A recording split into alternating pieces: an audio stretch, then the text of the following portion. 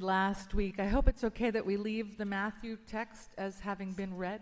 We read it from the Children's Bible, the Beatitudes, particularly the part about us being salt and light. And so then our second text today comes from Romans 8. This is one of those texts where there's a line in it that's been cross-stitched on pillows and made into blankets and wall hangings, and those are always the most scary to preach about because we think, since I have a pillow with it on it, I know what it means for sure. So, here we go. I consider that the sufferings of this present time are not worth comparing with the glory about to be revealed to us. For the creation waits with eager longing for the revealing of the children of God. For the creation was subjected to futility, not of its own will, but by the will of the one who subjected it, in hope that the creation itself will be set free from its bondage to decay and will obtain the freedom of the glory of the children of God. We know that the whole creation has been groaning in labor pains until now, and not only the creation, but we ourselves, who have the first fruits of the Spirit, groan inwardly while we wait for adoption, the redemption of our bodies. For in hope we were saved. Now hope that is seen is not hope, for who hopes for what is seen? But if we hope for what we do not see, we wait for it with patience. Likewise, the Spirit helps us in our weakness, for we do not know how to pray as we ought, but that very Spirit intercedes with sighs too deep for words. And God, who searches the heart, knows what is the mind of the Spirit, because the Spirit intercedes for the saints according to the will of God. We know that all things work together for good for those who love God, who are called according to God's purpose. For those whom God foreknew, God also predestined to be conformed to the image of God's Son, in order that he might be the firstborn within a large family. And those whom God predestined, he also called. And those whom God called, he also justified. And those whom God justified, he also glorified. The word of the Lord. Praise be to God. Thanks.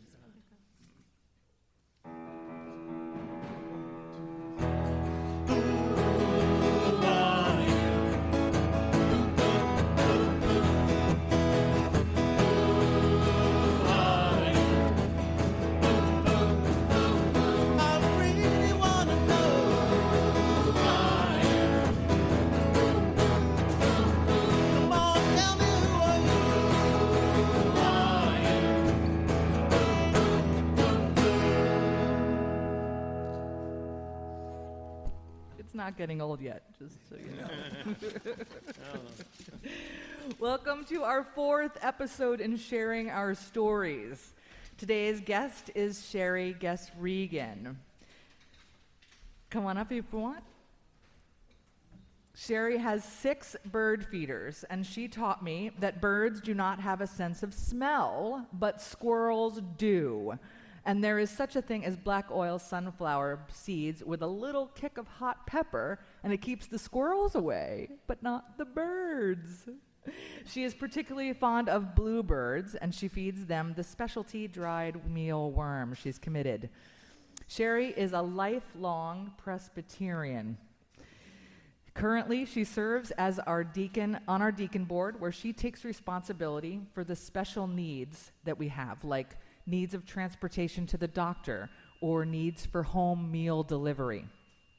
Professionally, Sherry is a social worker. She is currently employed at Princeton Behavioral Health. She specializes in addiction and substance abuse, chemical dependency, and overall mental health.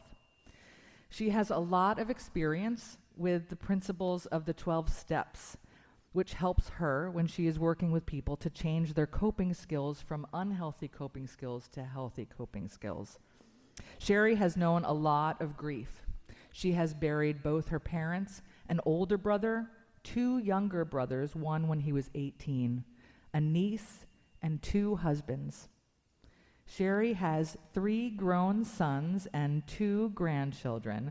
Would you welcome with me Sherry Gesregan?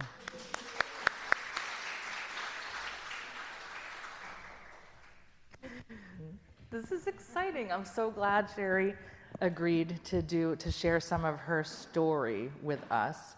I want to start with Sherry. I have a conversation with everyone who comes up here, and our conversation was meandering all over, and it was wonderful. But I want to start with the death of your first husband. It was sudden. He was in a car accident. You had 2 little boys, and a lot changed for you after that. And I wonder if you would just tell us a little bit about those changes. I will turn it on for you. There you go. Okay, thanks. My first husband and I moved out to Boulder, Colorado. We were in our mid-30s and had 3 little boys, and it was a wonderful change. It was awesome. We moved out there right after Thanksgiving, 1983. 1 year later, almost to the day, I was back in New Jersey visiting my family. He had been back and forth for business, so he had seen family, but I hadn't. Mm-hmm. And so I came back to New Jersey, and during that week, at the end of that week, he had a car crash, a head-on collision, and was killed. And that just turned my life upside down. I was 36 years old, and how could I be a widow at 36 years old? It just was inconceivable, and I was really just overwhelmed with grief and fear, a lot of fear, because how am I going to do this? Right. You know, I was 2,000 miles from family, and how am I going to do this? I should add that I had no religious involvement or spiritual involvement in those days. When my husband and I got married, he had rejected his religion, Catholicism, and I just had moved away from the Presbyterian Church. I just felt like it wasn't needed anymore or something. I was active as a kid in the church, but I felt like I outgrew it. Mm-hmm. And outgrew God. Isn't that interesting? I outgrew God. Great thing to think about. I didn't need God anymore. And it was a terrible, terrible time. We moved back to New Jersey a few months later, and because our families were both here. And I was a mess, frankly. I used very unhealthy coping skills as best I could. I mean, I just was not doing well at all, and looking for solutions that didn't exist where I was looking. I was someone who was raised to be very self-sufficient, so I didn't ask for help. I didn't ask for help from my family, and my family was wonderful. My husband's family was wonderful. But I didn't ask for help, and I certainly didn't turn to God right away. I did decide after moving back here to not get involved, but to attend the Presbyterian Church in the town I moved to, mm-hmm. because I just had such a spiritual hunger. You know, I had like a hole in my soul is what I came to learn to call it, but I didn't have the words for it back then. I just was so full of grief and depression and fear and self-pity, very much self-pity. Poor me, poor me, poor me. And I felt like, you know, if you had my problems, you'd feel sorry for yourself too. But it wasn't helpful. That's the problem. It wasn't helpful. And I sought help through counseling, and ultimately what made a difference for me was getting involved in a recovery program. It just made all the difference because it was spiritual, not religious, but spiritual. I maintained attendance at the Presbyterian Church. But I had no clue what spirituality was. I knew what religion was, and I never rejected the Presbyterian religion. I kind of like Presbyterianism because I think we're just kind of comfortable. You know, I probably labeled it. I couldn't wait to hear what you wanted. I probably referred to it as laid back, but I mean, it's not the rigid religions that some religions are. Okay. You know, really, whether it's, you know, well, I won't name them, but you know, there are some very rigid religions, and ours is not. And so it was comfortable for me to come back. Okay. And then again, through my recovery, I became a lot more spiritual, and I was able to reconnect with God. I heard it said that if you don't feel close to God, who moved? Well, you know, God was there, but I was far away. Which you said, you know, Guy said that something very similar a few weeks ago. If you remember, Guy Philip Brown said the same thing, that if, he didn't say it the way that you said it. I forget how he said it. Yeah. If you don't feel close to God, whatever, who moved? God didn't move away from you. God didn't move away, that's right. And so it was, for me, it was a matter of reconnecting with God and relying on God, you know. I became, and as a social worker, I became more familiar with not just the Serenity Prayer, which I think is so practical. In fact, I have, when my kids were growing up, I had different versions, not versions, but different things around the house that had the Serenity Prayer on them. And my youngest son, Terry, learned the Serenity Prayer just from seeing it around the house. And he said, it's so practical. It's such a good practical problem-solving skill. I said, yeah. It is, that's right.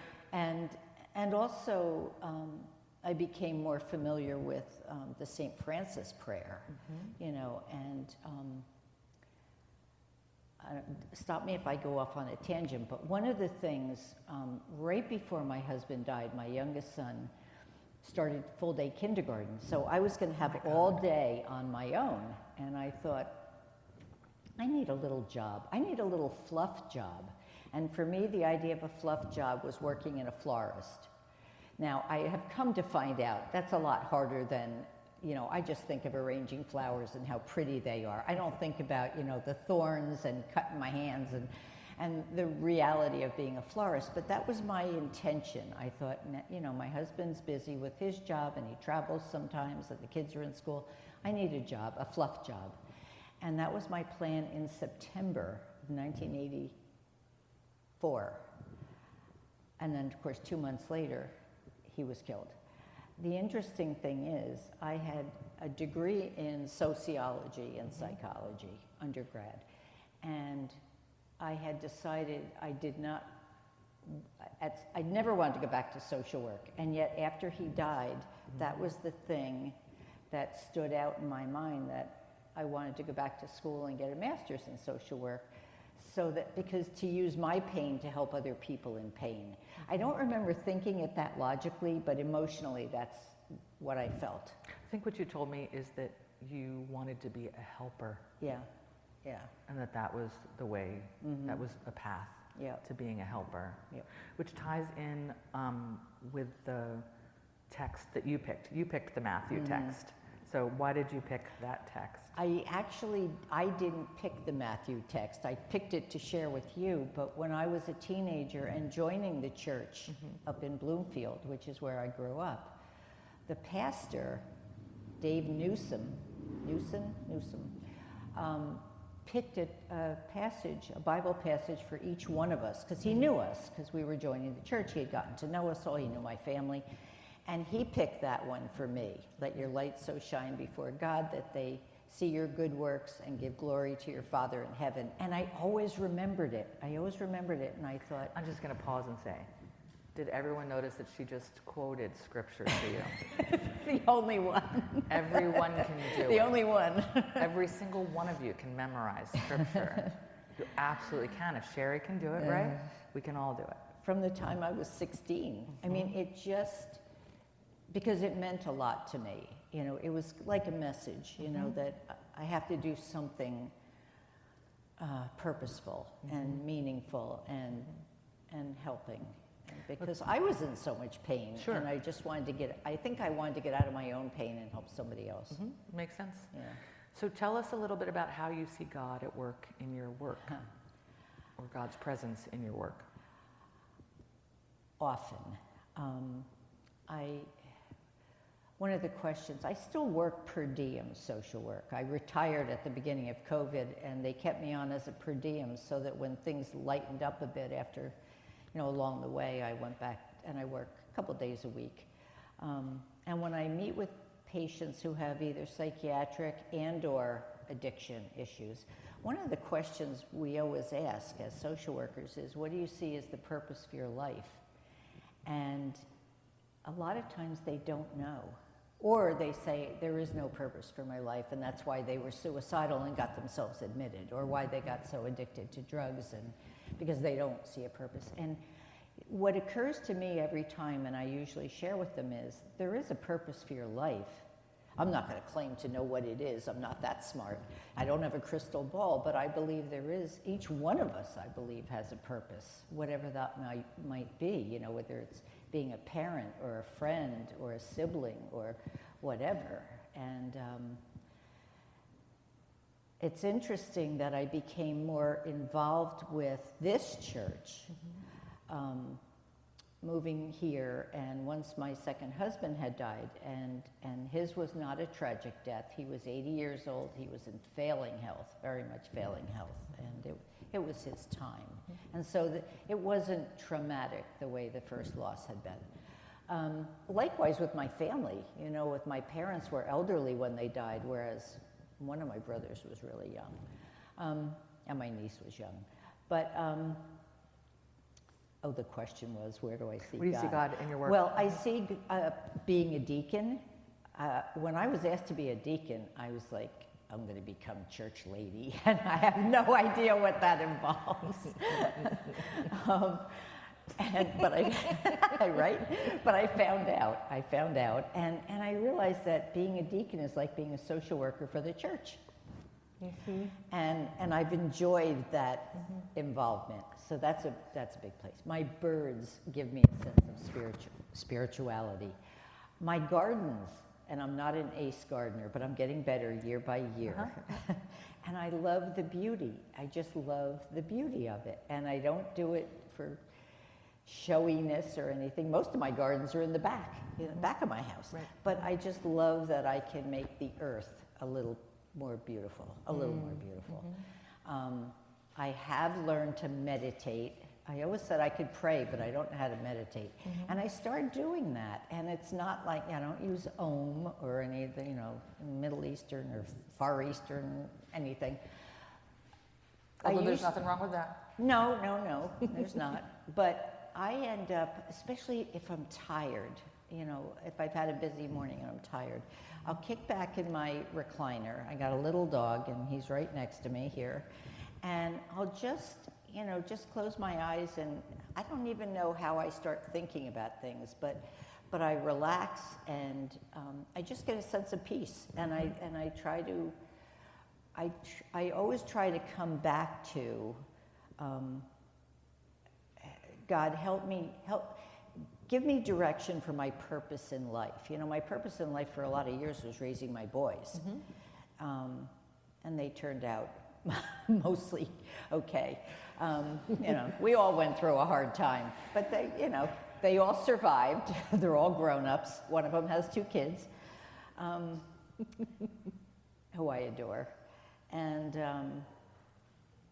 I just keep wanting to,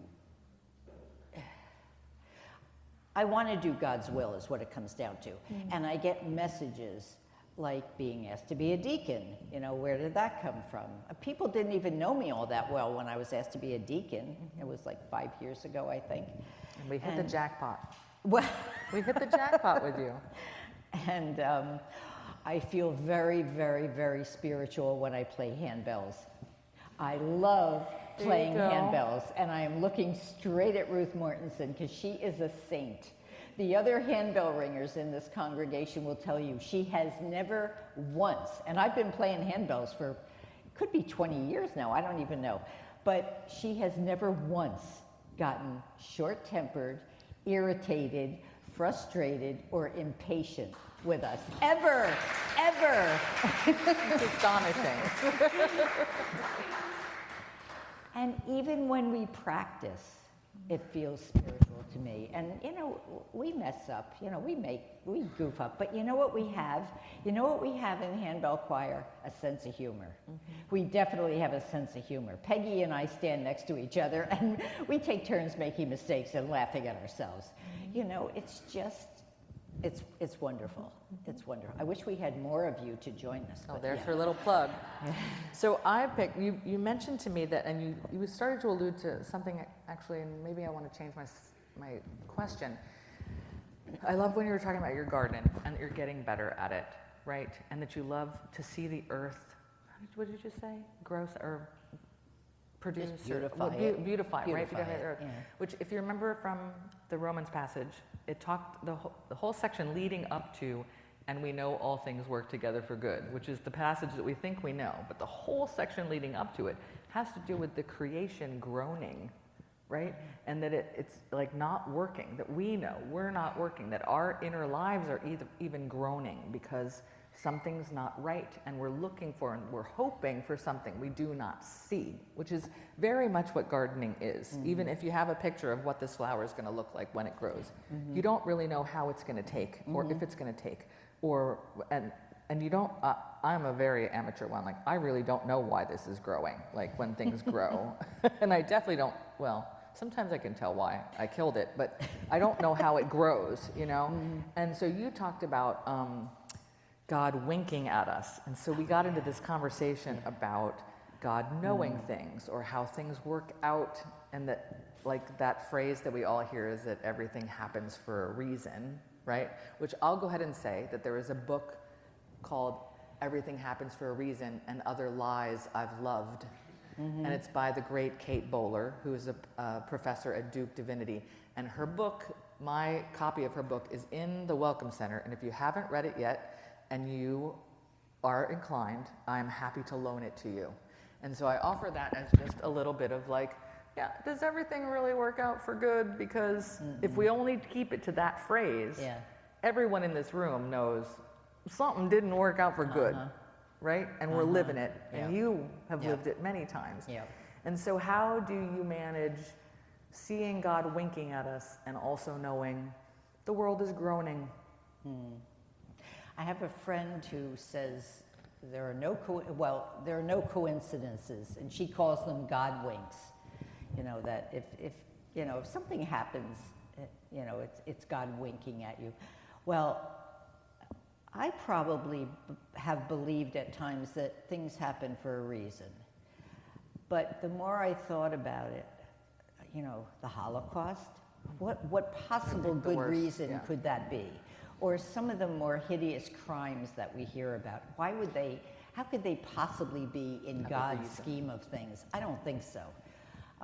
Some things happen for a reason. I mean, I lost a job early on after getting my master's degree, and I was heartbroken because it was very close to my home, which was great because I was a single parent of my 3 kids. And I loved the place and I loved the people, but it turned out I had to leave, and I was heartbroken. But here's what happened. I went to another facility where I worked for the next 9 years, whereas the first program closed within a year. And I thought, well, things happen for a reason. Sometimes I can see that, but not always for sure.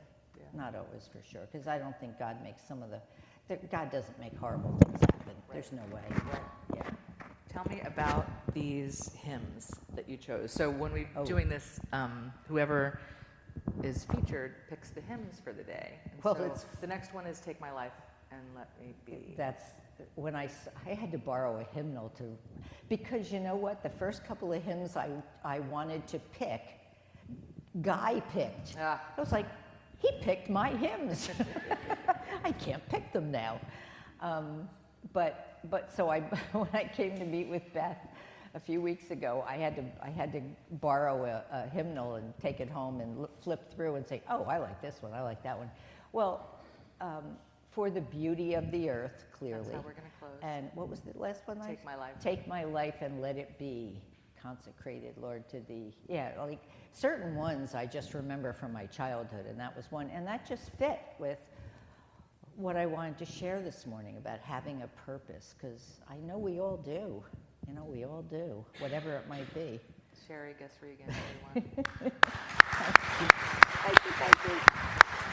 Can you turn this off? I can. I can even take it from you if you'd like. Oh, yes. You too.